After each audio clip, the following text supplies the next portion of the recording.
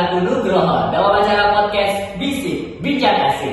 Dan kali ini spesial banget. Pada podcast kali ini aku mengundang salah satu teman dari Kabupaten Sragen yang tentunya akan bercerita dengan kisah nyatanya mengenai tentang menebar sebuah kebaikan di dalam lingkup remaja. Boleh dong dikenali namanya siapa dan asalnya dari di mana?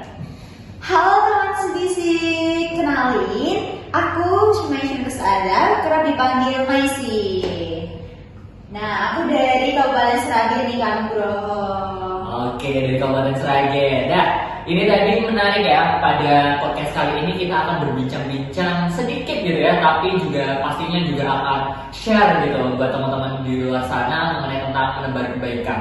Dan menebar kebaikan ini sendiri pasti punya caranya sendiri, apalagi kita sebagai anak remaja punya metodenya sendiri. Gak mungkin dong setiap orang punya cara untuk menebarkannya beda-beda gitu.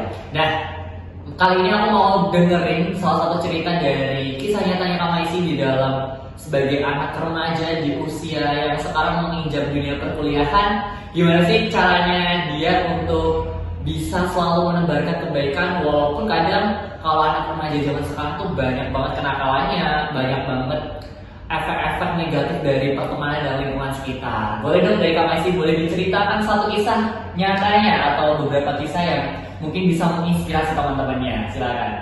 Halo Sobat Bisik, oke, kali ini aku akan menceritakan pengalamanku ya, atau kisah nyataku tentang bagaimana cara kita untuk menebar kebaikan ya Kak ya. Yang pertama, kalau menurut aku tuh kebaikan itu gak usah muluk-muluk dulu sih. Mungkin dari yang lebih kecil dulu kali ya. Nah, aku tuh lebih sering ingetin teman aku untuk sholat sih, karena kan sholat itu tiang agama ya Kak ya.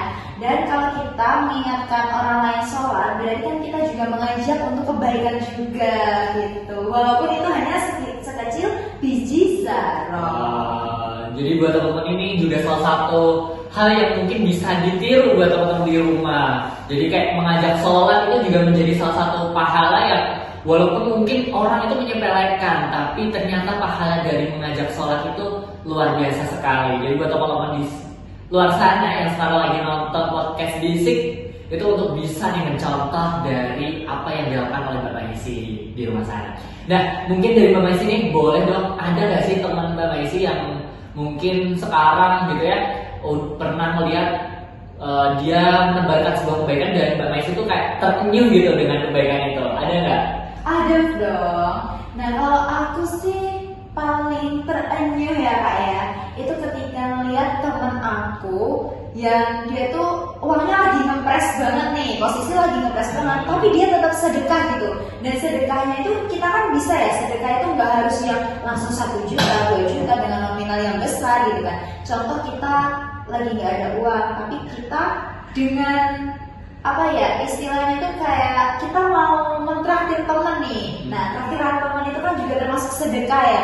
Aku tuh jadi mikir kayak ya ampun, dia tuh loh lagi gak ada uang, tapi dia masih tetap mau traktir temennya gitu. Jadi kan kayak itu benar-benar suatu kebaikan yang bikin hati aku tuh terus sentuh gitu. Iya, bener banget. Karena kalau mungkin menurut dia gitu ya, mungkin karena yang paling kaya di sini tuh bukan dia, tapi Allah tuh ada yang maha kaya lagi. Jadi pastinya orang yang memberikan sedekah pasti bakal ditambah lagi sedekahnya. Jadi sekarang buat teman-teman remaja yang mungkin masih ragu-ragu buat jajanin temannya ini, boleh dicoba gitu ya.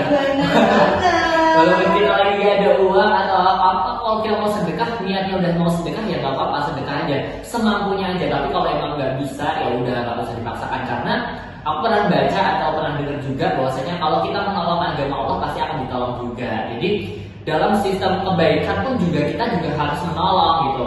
Dan itu juga menjadi salah satu hal sederhana yang bisa dilakukan mulai dari sekarang. Nah, kalau mungkin nih Mbak Maisi, aku juga mau cerita dari sisi aku sendiri. Aku sekarang dalam studi perkuliahan juga, jadi aku juga sering banget lihat nih di dunia kampus. Apalagi kan aku kalau di kampus itu nggak pernah parkir yang namanya di dalam kampus, pasti aku di pinggir kampus. Nah, ini ada alasan yang dimana kadang tuh kalau sekarang tuh nyari kerjaan susah. Nah, daripada kita minta-minta, orang minta-minta, mendingan jadi tukang parkir yang di jalan di pinggir kampus. Nah, dari situ aku kayak, oh ya udahlah, aku ke pinggir kampus aja yang ikut membayar gitu ya. Jadi biar secara tidak langsung itu juga memberi. Nah, tadi kan udah bicara tentang tukang parkir ya. Jadi kayak aku pengen sedekah aja lewat situ. Ya walaupun mungkin nggak seberapa 2.000 itu, tapi juga membantu tukang parkirnya untuk bisa menafkahi keluarganya, kan kita juga gak pernah tahu gitu ya. Dan dari situ pun kadang aku juga melihat sosok baik dari tukang parkir itu. Jadi bukan hanya sekedar menjadi tukang parkir, tapi setelah dia melihat tuh kalau di jalan ada yang mau nyebrang, itu juga diseberangin walaupun orang yang jalan kaki.